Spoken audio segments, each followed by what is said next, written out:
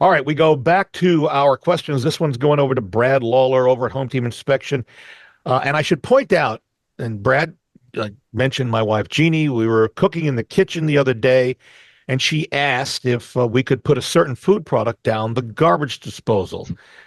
And she said she heard somebody say that there are some things you shouldn't put down the garbage disposal. Now, we've talked, Brad, in the Mhm. past about ice, things like ice or even glass. Yep. But she said that she had heard celery because it's so stringy. So I said, that's a great question for the show, Jeannie. What is the story? By the way, my nickname for her is Jeannie. Her middle name is Jean. So if I refer to her as LaDonna, that's her professional name, and then Jeannie. So just so you know, folks. So what is it? Is that bad, the Yeah. celery?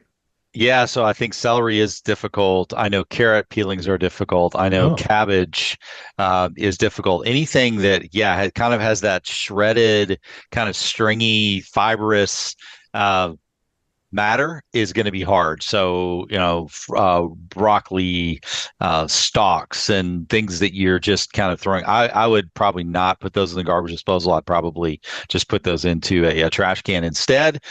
But if you do put anything down the garbage disposal like that, just make sure you run a lot of water after you finish.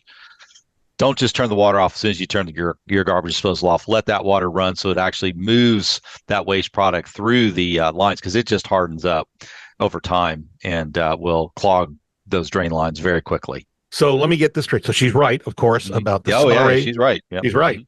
Yep. And then carrots, the carrot peelings, that's a Yep. concern. Broccoli stems. Yep.